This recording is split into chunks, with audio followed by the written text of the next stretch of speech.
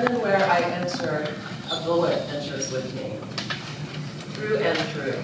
That's what they call it when the bullet enters one side of your body and comes out on the other side. I know I'm going to die. Someone tried to kill me. I don't need anyone to inform me of this fact. It's not a revelation. I am standing barefoot in my own blood. I wasn't in the wrong place. It wasn't the wrong time. It was not an accident. I was not an innocent bystander. I was not caught in the crossfire. It was not a drive-by. There were no drugs. There were no gang retaliation. Those were not stray bullets. If someone shoots at you 1, 2, 3, 4 times, I think that means they're trying to kill you.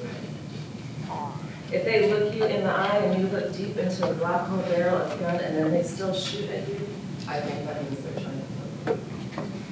It's not a random thing anymore. Daylight didn't save me, Tuesday didn't save me, 10 in the morning didn't save me, my education didn't save me, my rights and privilege didn't save me. It was like I saw my own death. Like I attended my own funeral, I saw my death in their eyes, the people who loved me. My mother, my friends, my son, who asked me, like only a 10-year-old would, Mom, are you going to die? I said, no, baby, not today, not from this. I lived, I survived. When and where I enter, a body enters with me.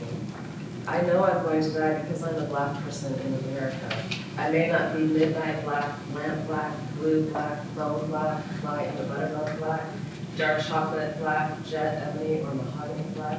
You might like to think of me as a cafe au lait black, cream and coffee black, golden brown sugar black, toffee, caramel, honey black, anything I can see black.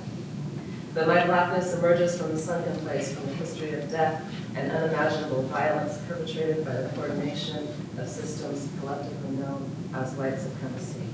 Standing in my heartbrokenness, claiming the traumas and the violations of my body is both to affirm my own existence and resist the normalization of gender-based violence.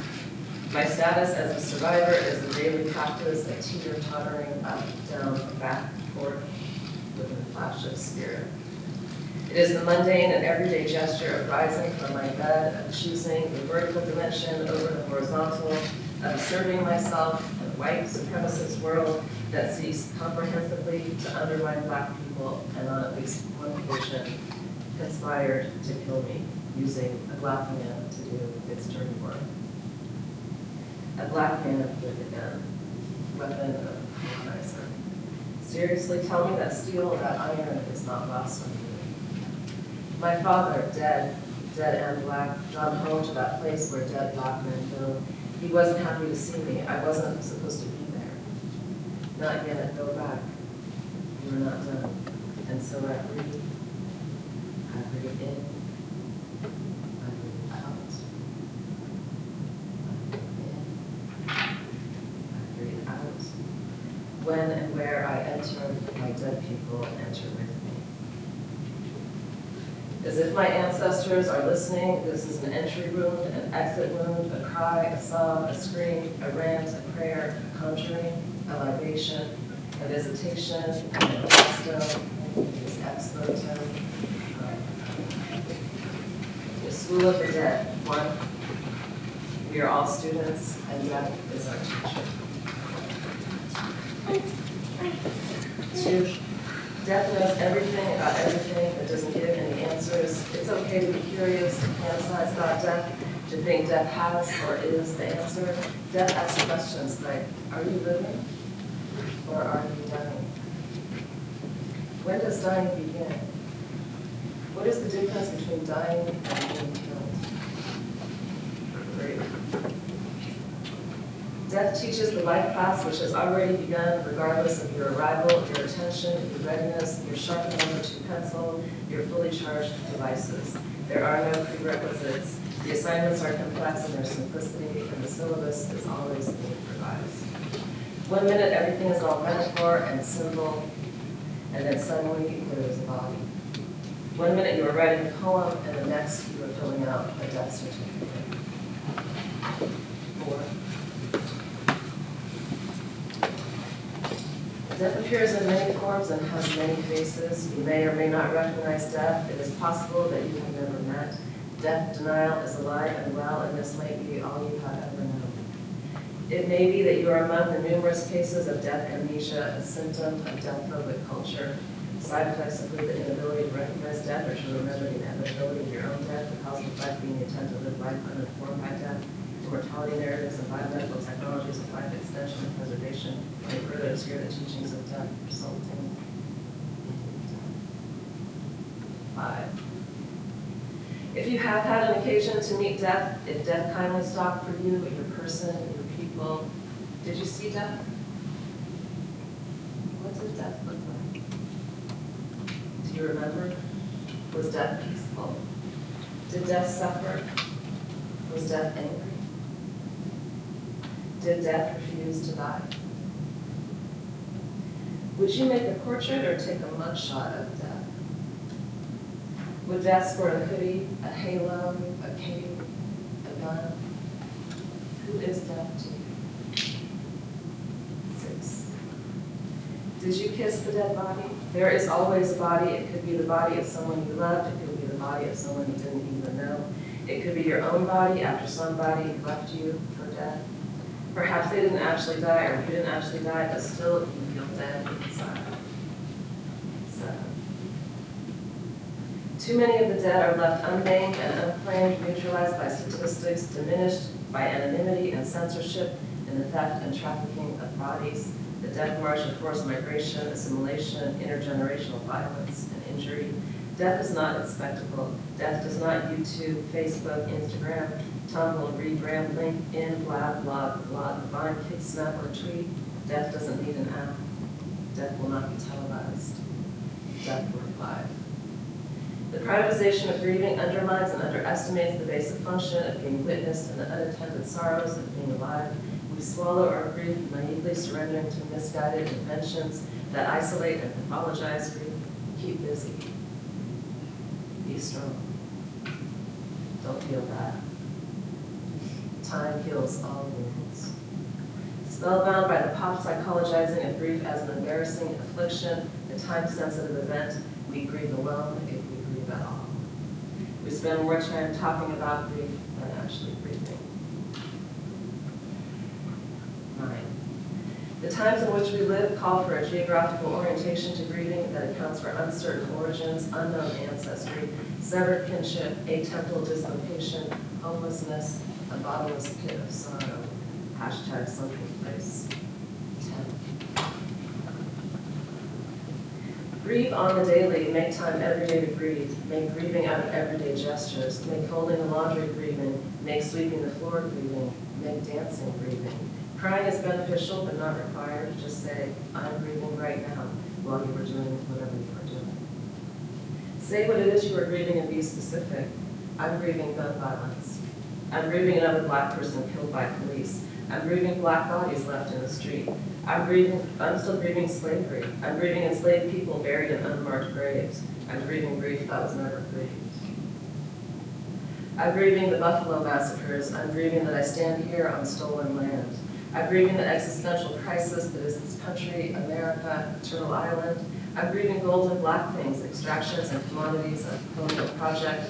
I'm grieving hairdressers who keep trying to colonize my hair. I'm grieving my auntie who died, but no one wanted to say she died, so we stood around her dead body, knowing what we didn't want to know, as if we didn't know it. I'm grieving Ted, Thomas, Lee, and Sabofu, friends and teachers who all died this year. I'm grieving so many people with cancer. I'm grieving pussy grabbing. I'm grieving the rape of my mother, my friends. I'm grieving the little girl that I was before. I'm grieving women violated on the front steps of their homes. I'm grieving the murder of trans women and men, of gender non-conforming people trying to survive in a binary world.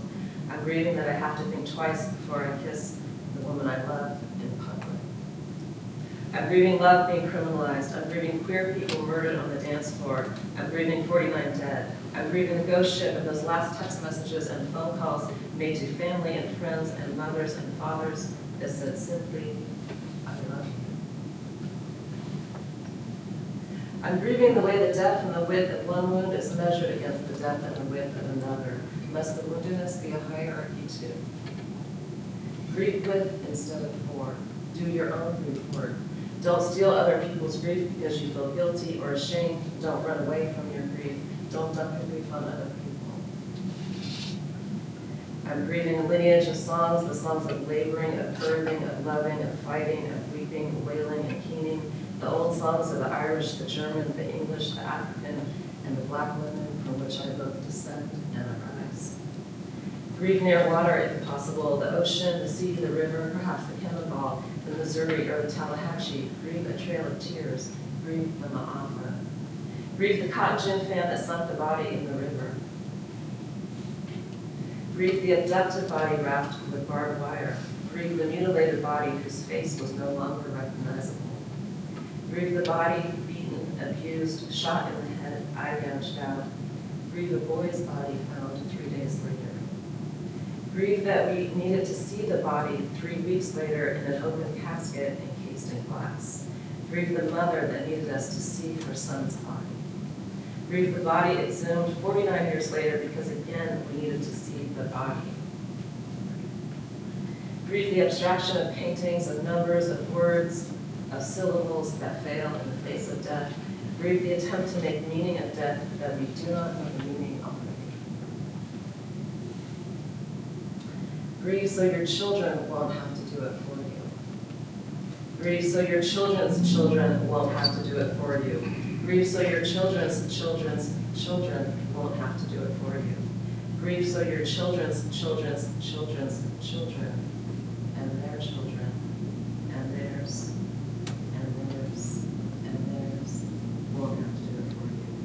Grieve near water, your kitchen sink as you do the dishes, the puddle in the street. Make a grief ritual wherever you are, invite your dead people to witness you. When others, the living, see you grieving, they might think you are a crazy person. They might call you crazy. You are not. They might think you have lost it, whatever it is. They might think you have come undone. Maybe you have. Finally. Grieve because you love. Grieve because you are alive. Grieve because you are a human being in a body, breathing in, breathing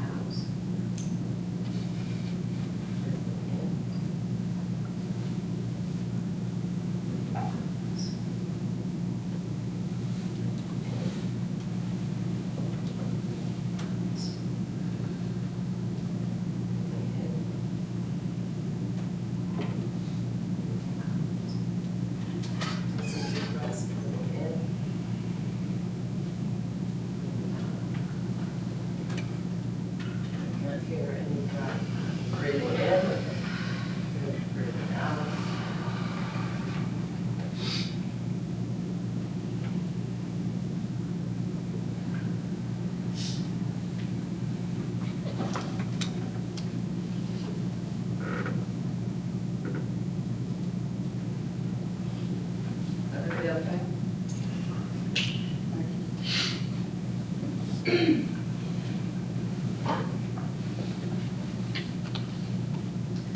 So the manifesto was published by Special Collections Press at the University of Cincinnati in 2017, and there was a long delay in the printing. Can you speak louder? I can't hear. Yeah, I guess, okay, I'm gonna try to do this.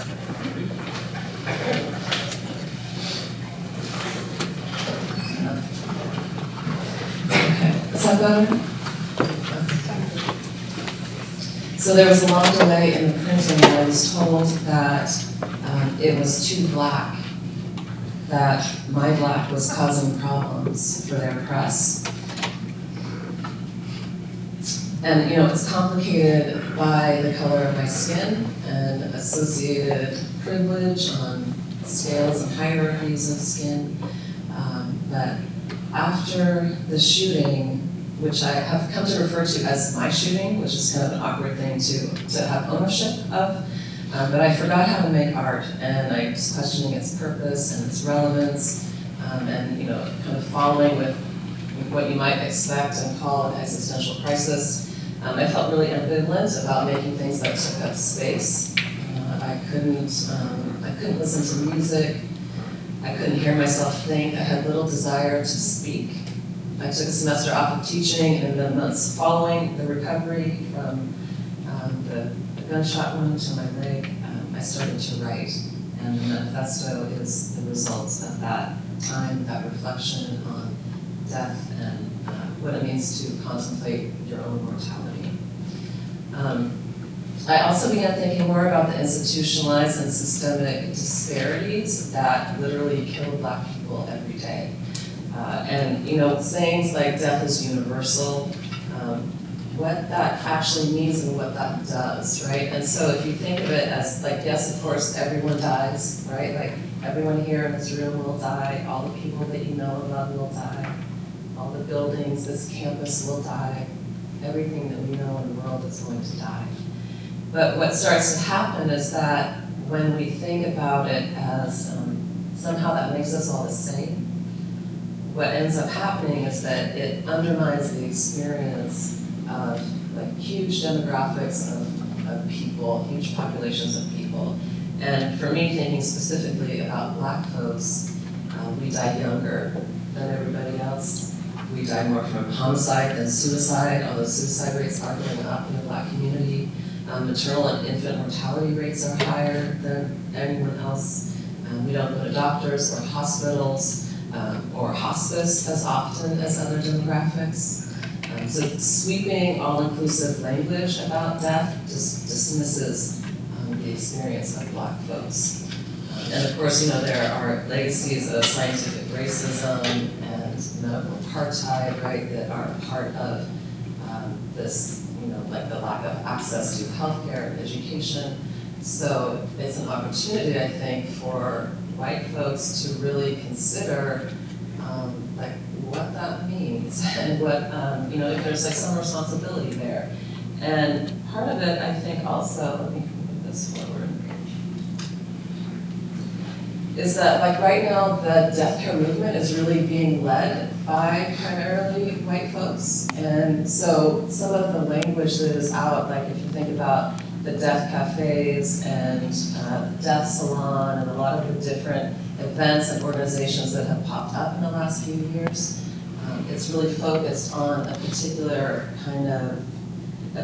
way of dying that is adjacent to age, right? And so if you think about what that means for people who are dying, at younger ages and stages of life, death is a different conversation, right? So if you're dying when you're in your 80s or 90s, it's a different conversation than when you're dying in your 20s or when you're being killed in your 20s.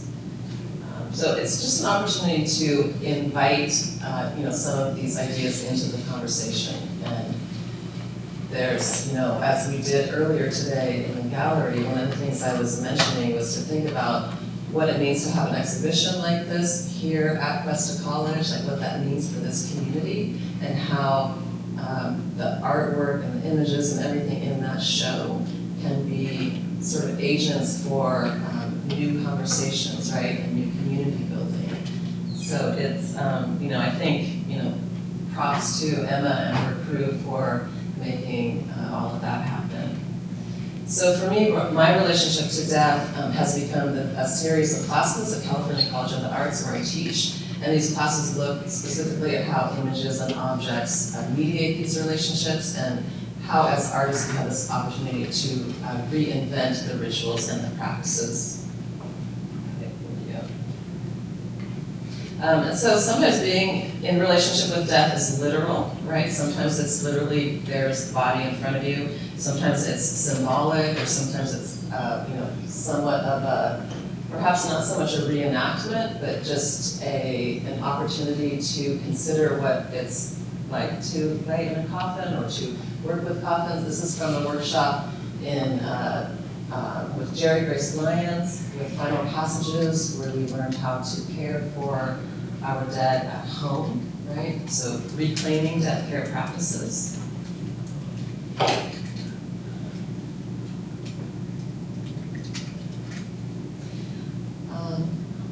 So to say I love you to all the black holes is really to say I love you to death, I love you to the unknown, I love you to the beyond. It was started as something that my son and I would say, or we would say I love you to the moon and back. And then as he got older and kind of started to realize that, well, the moon actually isn't that far away. So it was a way of sort of thinking about, it's like a shift in cosmology as well. Like how do we orient ourselves on this planet in relationship to other planetary bodies, right? And to think bigger beyond just what it means to be here in this particular moment. And so much of the conversations about death right now are like defined by a sense of ownership, my death, what that means, right? And so it's, again, another way of shifting from the personal and the private experience to the collective communal experience.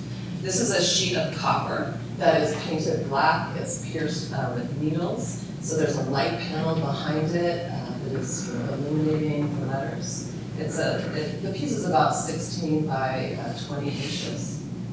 So not quite as big as it is right there. Language has been a significant part of my work, though not always present, as text in this particular piece. But I'm always thinking about words and phrases and considering how language frames what we know. How we might use language to question the assumptions and the biases that we have about death, right? And how it can actually be an opportunity to take up space in a different way, right? Because words will take up space in your thoughts, in your body in a different way than physical objects might.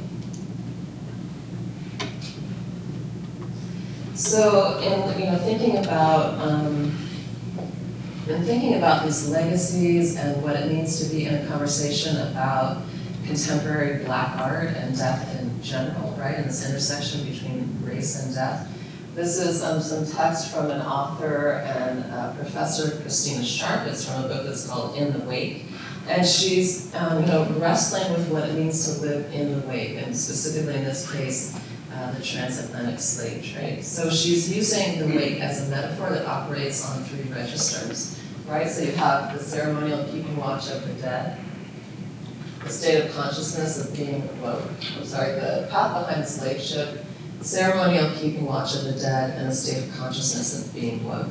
So it's become a frame to kind of think about all these different ways that we might also connect to water as a psychic kind of space of death as well. And what it means to be present to the ripple effect, right? Because when there's a death that occurs, there's the people in the center, and then a kind of ripple effect that is moving out, family, friends, community, and beyond.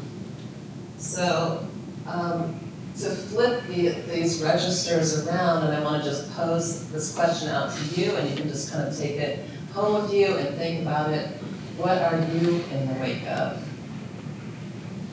Who are you waking? What are you awakening to?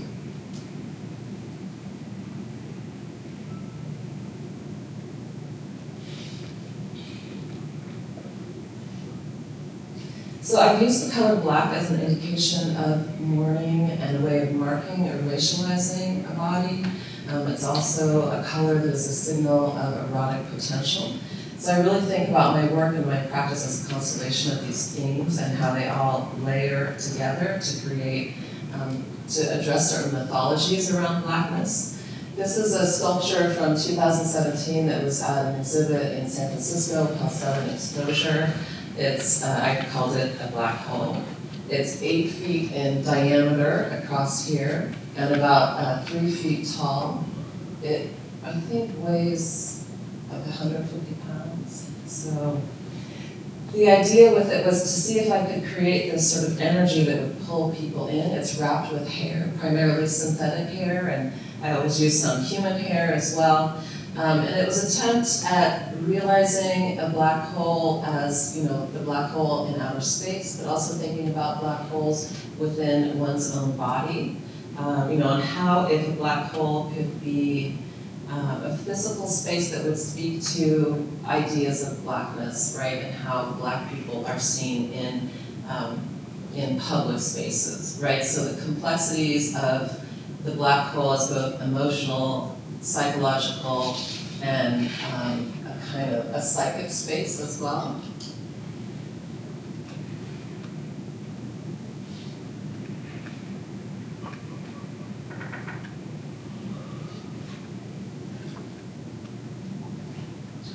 There's also a way that, we only know about black holes by the behavior of things around the black hole. So if we're thinking about black holes in outer space, we have light and dust and particles, other planetary bodies, right? So that's the way that we understand what is happening in the black hole, is to observe the things around it.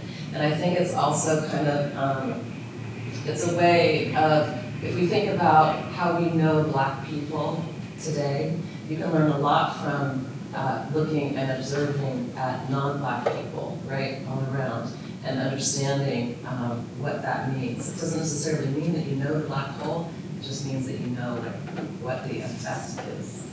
So as someone who is, was raised by a white mother and who learned to observe white people in a particular way, part of the black hole is to just imagine, how does that resistance and the refusal to be known, how is that something, can I tap into that through the materials?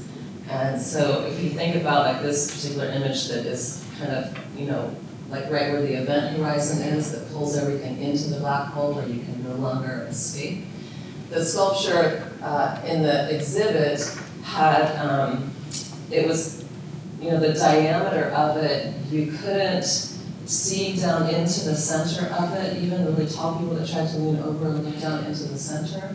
So that kind of refusal to be known and seen is something that I'm really interested in. I think it also applies to the way we think about death, right? Because there's a way that death refuses to be known and to be seen. We have bodies, we do see the post-mortem body, and we see that experience, but death as not just the individual death, but capital D death. So that question of mortality, how mortality, the knowledge of one's mortality, how that informs the choices that you make on a daily basis. So these are some of the things that we talk about in workshops and in my classes.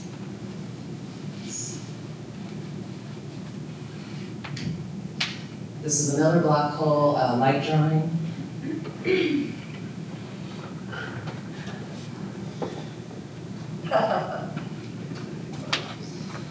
So I'm also often looking at, how death shows up out in public space, whether, it's a New Yorker cartoon, Black is the New Black, November 2008, what happened in 2008? Obama was elected, right? So black becomes fashionable, and then dead is the new black, this alignment between death and blackness, how in a way there's, death is already in the room, right, before we even show up.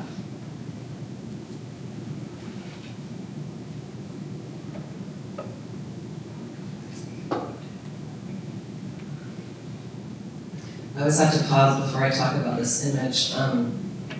These are two different protests which use the words of, anybody remember? Eric Garner, right?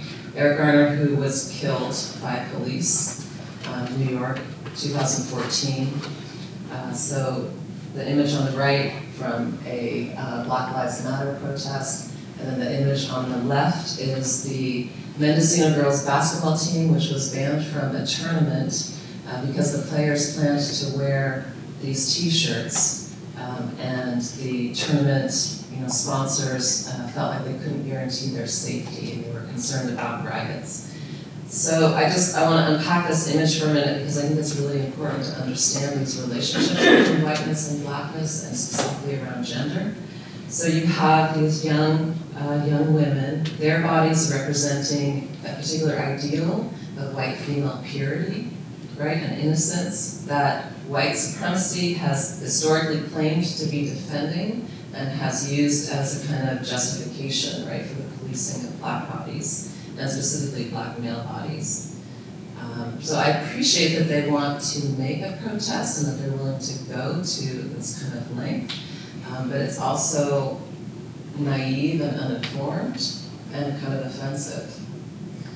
And the question really, I think, is like, where are the parents and where are the teachers, where are the coaches that are having these conversations?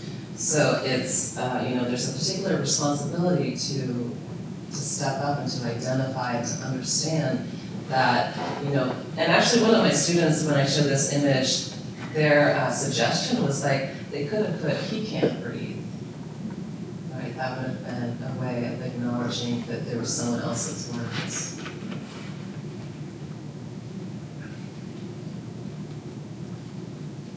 Okay.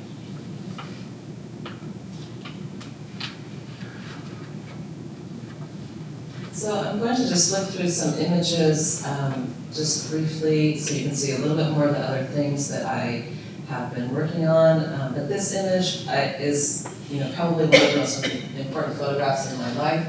This is my mother and father, and much of my work has been about understanding this relationship between blackness and whiteness and what that means to have that information coded in my own body.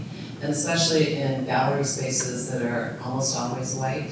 So what does it mean to insert black work that is about the color black, but also about black as an identity into that white space? And so often those white spaces, the white walls of the gallery are kind of assumed to be neutral, right? But they're not. So one of the things that I have been doing is painting gallery spaces black, and it completely changes how the work is seen, and I'll show that in just a second. So some of my early work in graduate school was based on this idea of unraveling and thinking about what it meant to actually let everything fall apart. And at that time I had been doing a lot of stitching, and the work was all about holding everything together. And the velvet, as I unravel it, I separate it into piles of fuzz and piles of thread. And so it's literally kind of deconstructing the velvet. Black velvet is also a slang term for black women, which I didn't know at the time, but that became another layer of meaning in the work. It was very much, as you can see, it looks like hair on the left. For a long time, I made work out of materials that looked like hair, but weren't actually hair.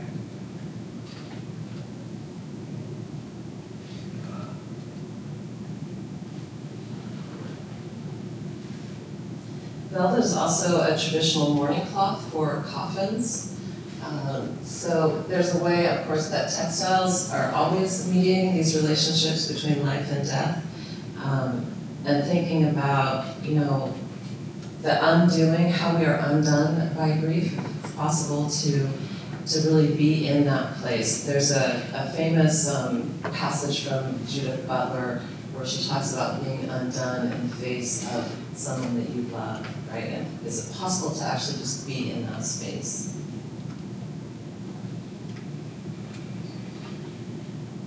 Part of the unraveling process, I make these black feathers. Feathers, of course, have a long history in mythologies about death, how the soul is weighed against the feather, right, in Judgment Day in Egyptian mythologies.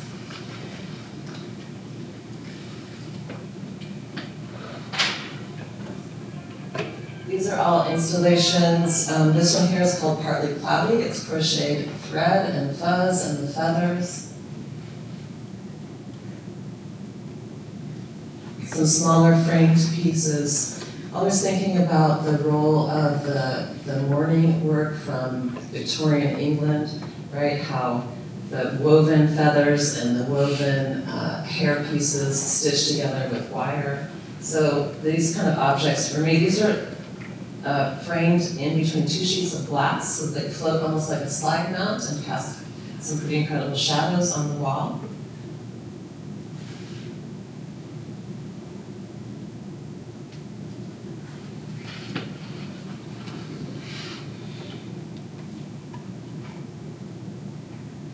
So When and Where I Enter was the title of this exhibit, and it is from a quote from Anna Julia Cooper, who's credited as being sort of the initial voice around what we call today, what we identify as Black feminism today. And so the quote, I want to read the full quote and to just think about what this means for a minute. Only the Black woman can say, when and where I enter, in the quiet, undisputed dignity of my womanhood, without violence and without suing or special patronage, then and there, the whole Negro race enters with me. So the work was very much thinking about, what happens when you enter into a gallery space. You can see all of the walls are painted black here. This is another version of the Mourning wreath that was made as a three-dimensional object. So a little different than it is when it's on the wall.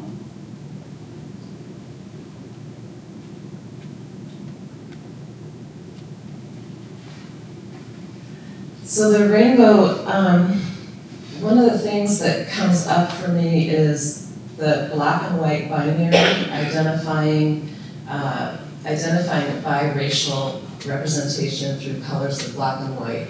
And this was an opportunity to look at blackness as a full spectrum and to think about all of those hierarchies that come with the privilege around color and skin. This is all crocheted synthetic hair. It's 15 feet across and 10 feet wide. Because you can see there's an LED light strip there that goes around kind of illuminating against the black wall. There's some details.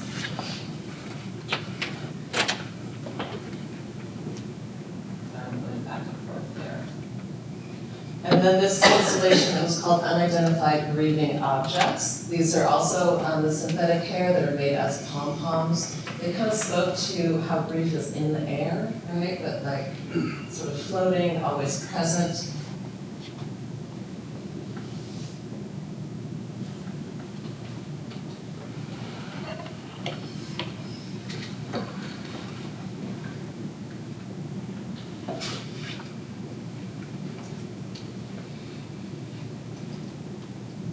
This piece on the right is called 13 Moons. Drawings on metal and copper on the left. I think there's a way that the color, what started to happen for me was embracing more color in the work and coming back to this idea of the rainbow as, like when the rain is clearing, right, as the clouds are clearing, and this kind of wow factor that rainbows have, so coming out of stages of grief and thinking about, what that could look like in relationship to death, right? That it's always holding both the joy and the grief. The exhibition at MOAD this summer was sort of based on the idea of the sun and sunshine and sunset as a metaphor for death.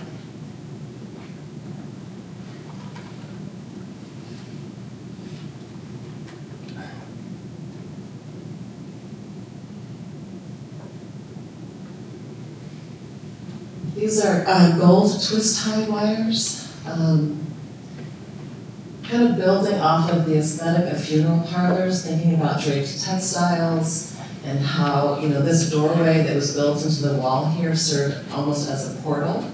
There's a wreath, mourning wreath there in the center.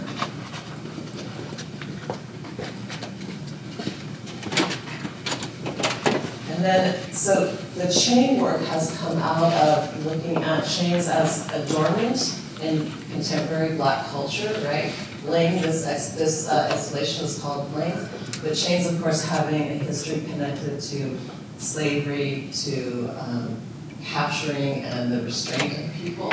So that's something I think that Black folks do in a really interesting way, where we're able to take what has been used against us and actually think about it in terms of adornment, that it becomes part of liberation and survival.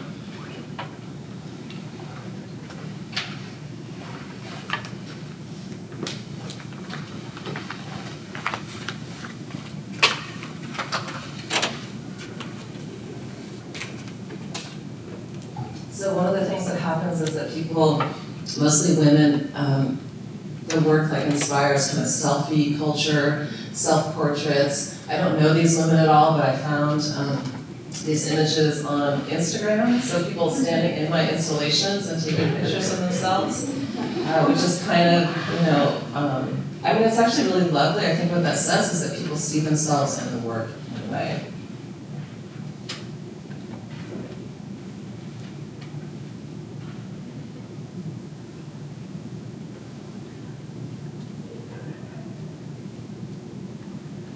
This is from an exhibit at Shara Ekundayo's gallery that just recently closed in Oakland. This is a Shara on the right. That is a full rainbow circle. It's about 4 feet in diameter.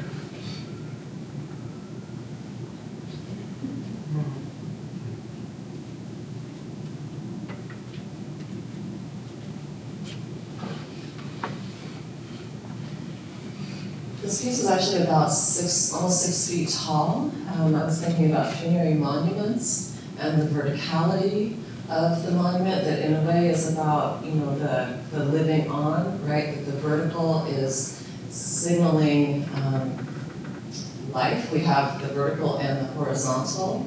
The horizontal generally referring to the dead, right? We map the dead in the horizontal realm and the vertical. So this is a big, 6 feet tall. It's layers and tiers of hair that are kind of draping off of it. And then here, the black oracles, you can see some of those are in the show at the gallery. This is Imani, who was the assistant on the exhibition, who made a large skirt of hair, and the pieces sat on top. They kind of felt like they were floating through the gallery. I keep my tools really simple when it comes to making work. There's maybe like scissors are not pictured here, which I use a lot of scissors in cutting hair. Crochet, stitching, brushing and combing. It's important to me to keep a kind of simplicity to the work. I also wash and prepare the hair before it gets crocheted. I make these balls of yarn just like you would with any other textile linear element. And then just 2 last projects that I want to show. This is from the San Francisco Arts Commission that does this project called Passport, where they station artists around San Francisco and you design a stamp that goes into a passport book. I designed a memorial stamp. And so families come and kind of stroll through the neighborhood and collect all the stamps to go into their book. And a lot of children came through, and having conversations with children, of course, is, there's a certain responsibility that I feel around that. But the kids, what I notice is that they seem to get it right away. And when, we talked about how this memorial stamp, you could write in the name of someone that you knew who had died, someone that you missed. And for them, it was often a grandparent, but also pets. So lots of pets came up, and it became a way that this was something that they could do, right? Like, how do we be in action around our grief and our mourning practices? This is my father's name, James Thomas Chambers.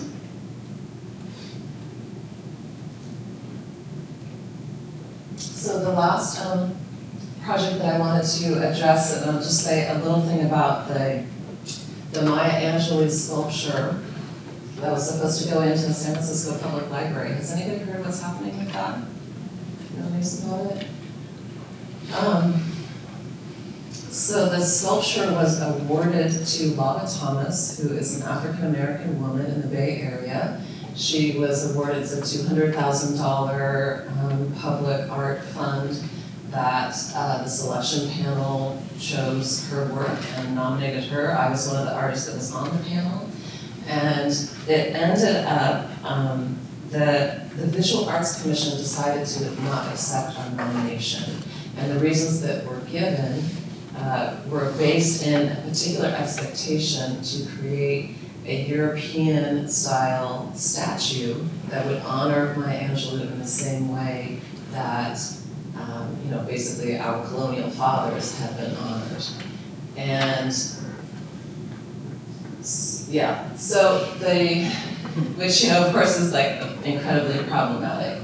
But what happens is that when we aren't able to actually have agency around representation, right, of our own legacy, our own lineage, and the woman who sponsored the legislation for this piece is a white woman, Catherine Stefani, and the reason that she gave was that she wanted her daughter to be able to walk by a statue of Maya Angelou and see Maya Angelou represented in the same way that, men have been represented.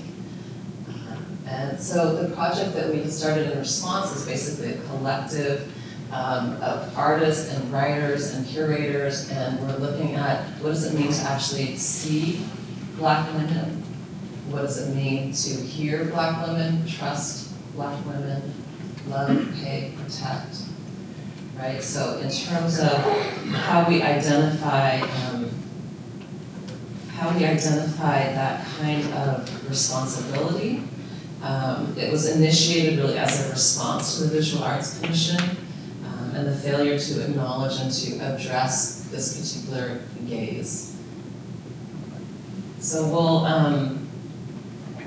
we're in this sort of state of like, what does it mean to be visible, right? And how is visibility also kind of double-edged? Because if there is a kind of a way that Black women are pathologized or sexualized, right, that we have to have the opportunity to look at, to also be seen for our labor, for our grief, as well as joy, fullest expression of humanity.